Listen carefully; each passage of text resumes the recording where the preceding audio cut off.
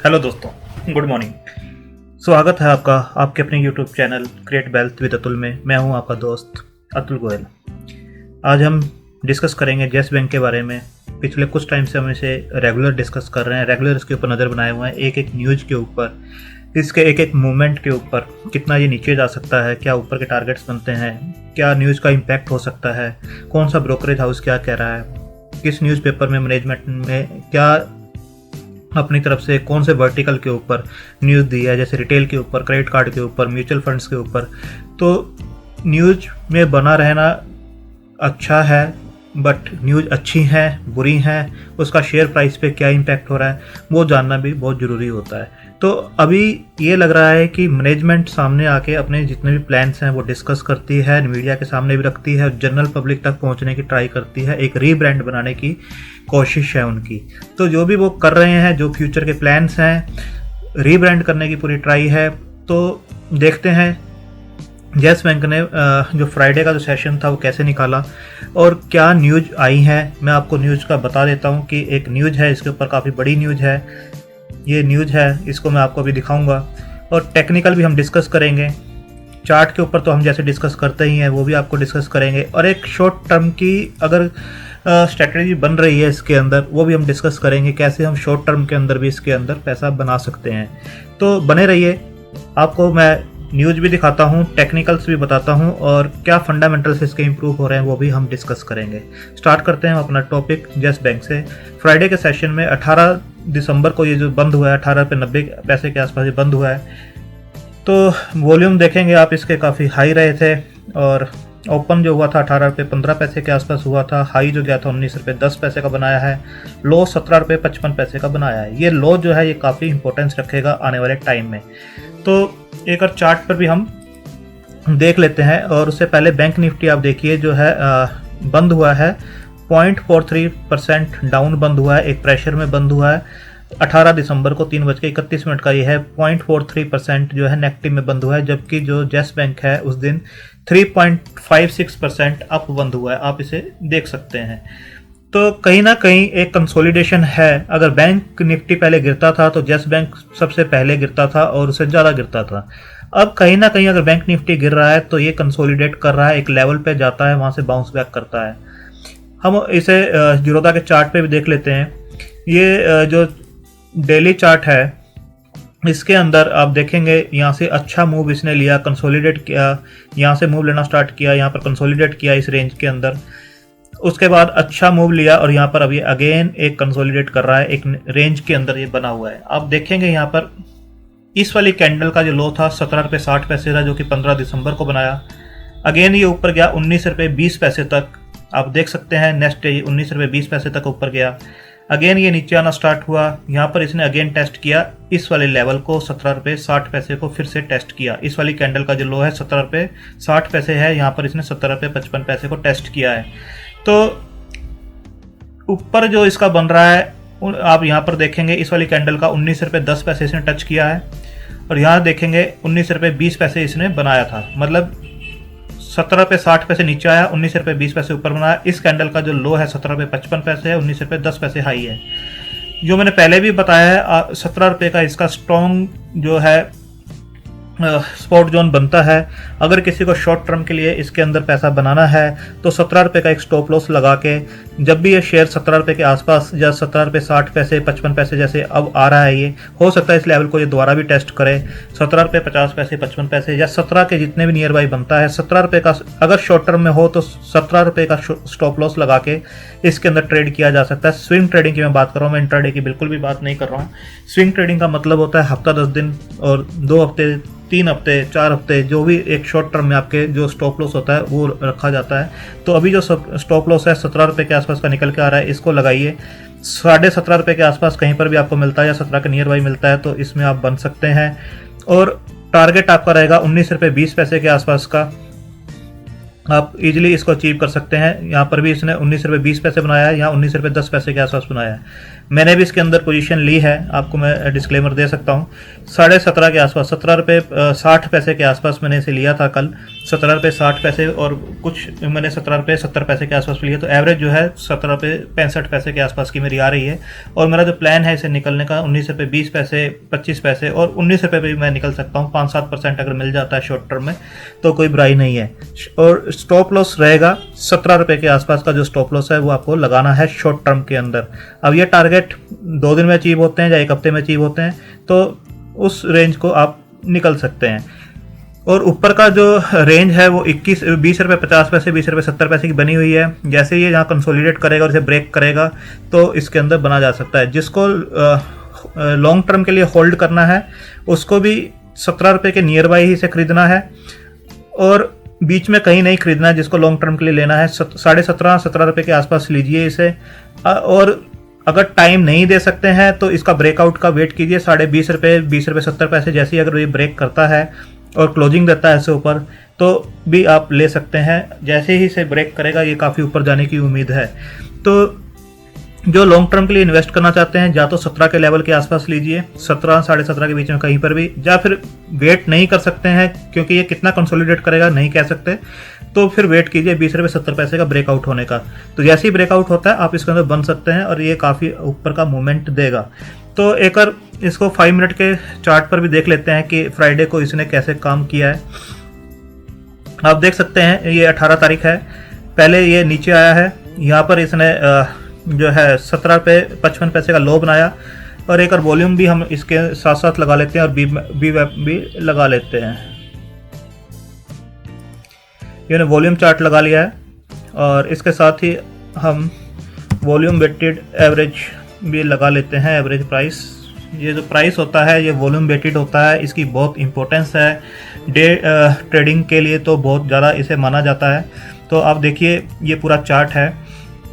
जैसे ही शेयर ने यहाँ पर 17 रुपये 55 पैसे बनाया, आप देखते हैं रेड कैंडल ये बनी, 17 रुपये प्रेशर आया, 17 रुपये 55 पैसे इसने बनाया, और नेक्स्ट ही कैंडल में 17 रुपये 55 पैसे से ये बढ़ना स्टार्ट हो गया। आप देखिए मूवमेंट देखिए, इसका 5 मिनट की कैंडल है, यहाँ तक पहुँचा 18.5 कंसोलिडेट किया, और उसके बाद अगेन देखिए यहाँ पर बिग वॉल्यूम के साथ इसने ऊपर जाना स्टार्ट किया, और यहाँ का वॉल्यूम देखिए यहाँ पर जो है 18 रुपये 45 पैसे के आसपास था। उसके बाद ये सीधा ऊपर गया। लास्ट के कुछ ही जो मिनट थे 3 बजे के आसपास की ये कैंडल्स हैं।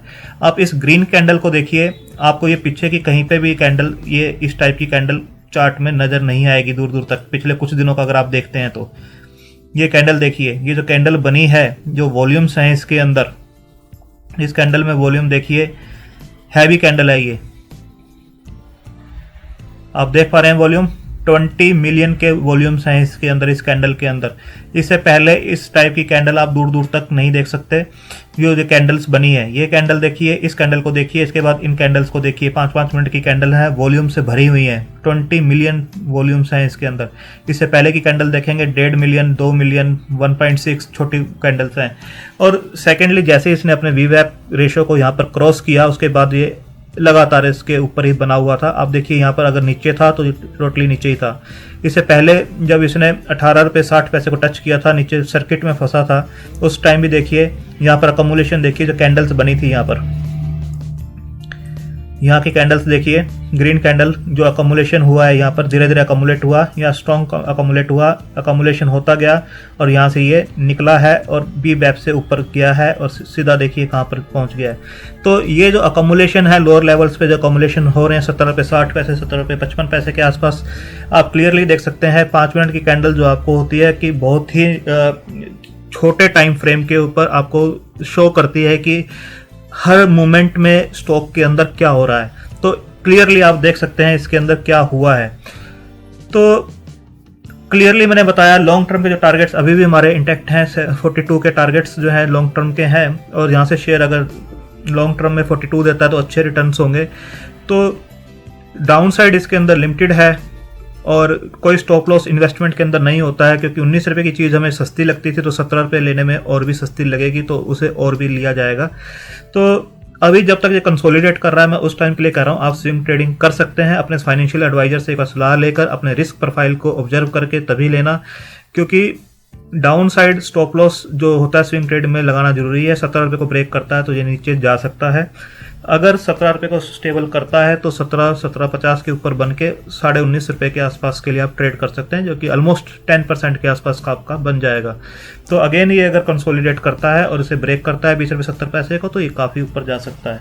अब हम एक और न्यूज़ भी इसकी, एक और टेक्निकल एनालिसिस भी मैं आपको बता देता हूँ। जो डेली फ्रेम पर इसका जो बन रहा है वो आप देखिए, बाय की रेटिंग इसके ऊपर आ रही है। 10 जो इंडिकेटर्स हैं वो कह रहे हैं कि ये न्यूट्रल है, 15 कह रहे हैं कि ये काफ़ी बाय जोन में है और 3 कह रहे हैं ये सेल में है। तो आप देख सकते हैं 28 इंडिकेटर्स हैं यहाँ पर, 15 और 10 25 और 3 28। 28 में से जो 3 है जो कह रहे हैं सेल जोन में है, बाकी सब कह रहे हैं कि ये बाय जोन में है। ऑसिलेटर्स जो कह रहे हैं 9 और 10 कह रहे हैं कि ठीक ठाक है, एक कह रहा है सेल में है ऑसिलेटर। मूविंग एवरेज जो कह रही हैं स्ट्रॉन्ग बाय की तरफ इंडिकेट कर रही हैं, जो मूविंग एवरेज हैं 14 और 15, 14 तो बाय ही बता रही हैं, सिर्फ 2 हैं जो सेल बता रही हैं मूविंग एवरेज। अगर टेक्निकल आप देखते हैं तो आप मूविंग एवरेज को देखेंगे तो 2 जो सेल बता रही हैं वो बता रही हैं एक्सपोनेंशियल मूविंग एवरेज 200 डे की, और सिंपल मूविंग एवरेज 200 डे की वो सेल बता रही हैं। और जो ऑसिलेटर है वो बता रहा है मोमेंटम, 10 डे का जो मोमेंटम का ऑसिलेटर है वो बता रहा है सेल का। रेस्ट ऑल आप देखेंगे कि सब बाय की तरफ इंडिकेट कर रहे हैं। आप देखिए इस प्राइस के ऊपर भी बाय की तरफ इंडिकेट किया जा रहा है। जो ऑसिलेटर्स हैं सभी ऑसिलेटर्स, RSI ले लीजिए, स्कोस्टिक ले लीजिए, आप जो भी ऑसिलेटर हैं, MACD ले लीजिए, विलियम्स का परसेंटेज रेंज ले लीजिए, बुल बियर पावर ले लीजिए, ये सब जो ऑसिलेटर्स हैं या तो न्यूट्रल शो कर रहे हैं या बाय की ओर इंडिकेट कर रहे हैं, और जो मूविंग एवरेज है वो स्ट्रॉन्ग बाय की तरफ इंडिकेट कर रही है। अब हम एक बार न्यूज़ को भी चेक कर लेते हैं, क्या न्यूज़ है इसके ऊपर, क्या मैनेजमेंट ने कहा है। तो येस बैंक ले out ambitious plan for credit card business, ये 18 दिसंबर की लेटेस्ट न्यूज़ है। मैं पुरानी न्यूज़ नहीं बता रहा हूँ आपको, हम लेटेस्ट न्यूज़ ही इसके अंदर कवर करते हैं। पुरानी न्यूज़ काफ़ी आई हैं इसके अंदर, वीज़ा जो क्रेडिट कार्ड है उनके साथ डेबिट कार्ड्स का टाई अप करना, और जो रिटेल लोन की ग्रोथ है उसको बढ़ाना, डिपॉजिटर्स को बढ़ाना, जो इनके अदर टाई अप्स हुए हैं उनको, सब जो न्यूज़ थी पिछली 5-7 दिन की हमने सब कवर अप की हैं। और अच्छी न्यूज़ थी, सिर्फ एक जो मैक्वारी वाली जो न्यूज़ आई थी जिसके अंदर जो स्ट्रेस बताया गया था रियल एस्टेट से और होटल इंडस्ट्री से, बट उसके अंदर भी उनकी रिपोर्ट में अगर आप ठीक से देखेंगे तो नेगेटिव कम है, पॉजिटिव्स ज़्यादा हैं। जो बैंक का स्ट्रक्चर वो बता रहे हैं पूरा कंप्लीटली चेंज हुआ है, जो रिपोर्टिंग्स हैं वो टोटली चेंज हुई हैं, रीब्रांड ये लोग कर रहे हैं, लोगों का ट्रस्ट इसके अंदर बन रहा है। तो यूपीआई पे जो ट्रांजैक्शंस हुई हैं वो हाईएस्ट हुई है अदर बैंक्स के अगर कंपेयर करें नवंबर मंथ में। तो अच्छी न्यूज़ आ रही है, रेगुलर न्यूज़ आ रही है, और मैनेजमेंट ट्रांसपेरेंट हो रही है और सामने आके सब अपने जो फ्यूचर के प्लान्स है वो भी रख रही है। तो ये न्यूज़ 18 दिसंबर की है, हम इसे देख लेते हैं। Yes Bank lays out ambitious plan for credit card business. As of 30th September 2020, Yes Bank had 8,16,208 outstanding credit cards with the transaction value of 490.76 crore. आप देख सकते हैं 8,16,208 इनके आउटस्टैंडिंग क्रेडिट कार्ड हैं जो सितंबर 30th जो क्वार्टर क्लोज हुआ था उसमें जो ट्रांजेक्शन वैल्यू तो 490 करोड़ के आसपास की थी। Private sector lender Yes Bank has laid out ambitious plan for its credit card business and hope to grow its book by 4 times in the next 2 years। आप देख सकते हैं ये सिर्फ रिटेल में MSME डिपॉजिटर्स उसके अंदर ही नहीं जाना चाह रहे, जो वेल्थ इनका मैनेजमेंट का बिजनेस है, म्यूचुअल फंड का बिजनेस है, उसके अलावा जो क्रेडिट कार्ड पे इनका बहुत ज़्यादा फोकस है। आने वाले टाइम में जो डिजिटल सारा का सारा इरा होने वाला है और उसके अंदर काफ़ी स्कोप इनको नज़र आता है। तो इनका जो मोटिव है जो क्रेडिट कार्ड बिजनेस को है अगले 2 सालों में 4 गुना करना है। It is also looking to gradually increase its credit card issuances to about 2 lakh every month from a planned 25,000 in December this year. 25,000 जो पर मंथ ये क्रेडिट कार्ड इशू कर रहे हैं, आने वाले टाइम में इनका प्लान है 2 lakh credit card every month issue करें। We hope to issue more than 25,000 cards in December. इस दिसंबर में इन्होंने 25,000 कार्ड जो है इनको होप है कि इशू हो जाएंगे। We will then keep on growing at a very quick pace and we have a plan for the next 24 months. अगले 24 महीने का इनके पास पूरा प्लान है and this is a month wise plan. ये प्लान ऐसा नहीं है कि 2 साल बाद आपको कुछ पता चलेगा, ये मंथ वाइज मंथ का प्लान है। But we have to move to a run rate of 2 lakh issuance per month. 2 lakh credit card issue करना चाहते हैं per month. It wouldn't happen in the next 6 month but it will be a journey. जैसा मैं आपको बता रहा हूँ yes bank के अंदर ये सब कुछ इमीडिएटली कुछ नहीं मिलने वाला है। जो इमीडिएट मिलने वाला है या जिसको भी इमीडिएट चाहिए वो दूसरे बैंक्स भी देख सकता है, बट इसके अंदर एक जर्नी है और ये धीरे धीरे ही पूरी होगी और अगले 2 सालों में ये बैंक आपको काफ़ी अच्छा बैंक बनता हुआ नजर आएगा। इसके हर वर्टिकल पे फोकस किया जा रहा है, अलग से टीमें बनाई जा रही हैं रिकवरी के लिए। जो स्ट्रेस इसके ऊपर है, 100 लोगों की अलग से एक टीम बनाई गई है जो सिर्फ स्ट्रेस जो रिकवरी करने के लिए ही बनाई गई है, जहाँ जहाँ इनका पैसा फंसा हुआ है। तो आप देख सकते हैं it wouldn't happen in next 6 month but it will be a journey. तो 2 लाख क्रेडिट कार्ड ये बता रहे हैं कि जो दूसरे बैंक हैं, pointed out that many large banks issue more then 2 lakh cards per month. तो ऐसा नहीं है कि कर नहीं रहा है, बाकी बैंक्स कर रहे हैं और ये वहां तक पहुंचना चाहते हैं। As of September 30, 2020, Yes Bank had 8,16,208 outstanding credit card with transaction value 490 crore. In an interaction with Business Line, Prabhu said the lender has issued 45 cards by February this year, but due to COVID-19 pandemic and then the moratorium on the bank impacted the business। ये बता रहे हैं कि पहले भी ये लोग कर रहे थे 45,000 के आसपास, बट जो सिचुएशन हुई है अभी तो उसकी वजह से काफ़ी इम्पैक्ट इनके पास आया है। Retail is the focus for the bank and the credit card are important area of focus. आप देख सकते हैं रिटेल के ऊपर फोकस है, बट क्रेडिट कार्ड उसके अंदर और भी ज़्यादा इंपॉर्टेंट हो गया इनके लिए।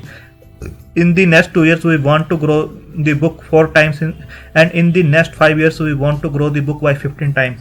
4 गुना करना चाहते हैं अगले 2 साल में और 15 गुना करना चाहते हैं अगले 5 साल में। आप कहेंगे ये कैसे हो सकता है? ये कंपाउंडेड होता है सब कुछ। तो अगले 2 साल में अगर 4 गुना हो जाता है तो अगले 5 साल में 15 टाइम्स ये कर सकते हैं। The bank will also focus on technology as well as distribution channels for customer acquisition। As of now, Yes Bank has a credit card book of about 1250 crore। आप देख सकते हैं टेक्नोलॉजी के ऊपर भी ये फोकस करना चाहते हैं। जितनी डिजिटल चीज़ें हो रही हैं उसके लिए टेक्नोलॉजी चाहिए, अच्छा प्लेटफॉर्म चाहिए, यूजर फ्रेंडली चाहिए, उसके लिए उसके ऊपर भी काम कर रहे हैं। और डिस्ट्रीब्यूशन चैनल्स जितने इनका पैन इंडिया बेस पर है उसके ऊपर भी ये काम कर रहे हैं ताकि नए नए कस्टमर्स बनाए जा सकें। और 1250 करोड़ की अभी इनकी क्रेडिट कार्ड की बुक है। तो ओवरऑल ये चीज़ है जो मेन है। तो धीरे धीरे ये रिकवर कर रहे हैं। जो ये बता रहे हैं कि जो स्पेंडिंग है प्री कोविड लेवल पे पहुंच रही है, 90% उसके प्री कोविड लेवल पे पहुंच गई है जो कस्टमर स्पेंड करते थे पहले। तो मार्च के बाद काफ़ी डाउन आ गया था, प्री कोविड लेवल के जो लेवल थे उसके 90% तक ये हो चुका है। तो क्रेडिट कार्ड जो बिजनेस है उसके आने वाले टाइम में काफ़ी अच्छा स्कोप है। तो क्लियरली आप यहाँ देख सकते हैं अच्छी कैंडल्स बन रही हैं और स्कोप अच्छा हो रहा है, स्ट्रॉन्ग बाय जोन में आ रहा है, स्टॉक कंसोलिडेट कर रहा है, पेशेंस रखने की बात है, होल्डिंग इंक्रीज करने की बात है, अपनी होल्डिंग जो पीरियड होता है कैपेसिटी इंक्रीज करने की बात है। फ्रस्ट्रेट नहीं होना है इसके अंदर, जो बनना चाहते हैं बन के रहिए और ये आपको लॉन्ग टर्म में अच्छा गेन करके देगा, अच्छा पैसा बना के देगा। बट अपना रिस्क प्रोफाइल पहले स्टडी कर ले, उसके बाद ही इसके अंदर पैसा लगाएं। थैंक यू, धन्यवाद।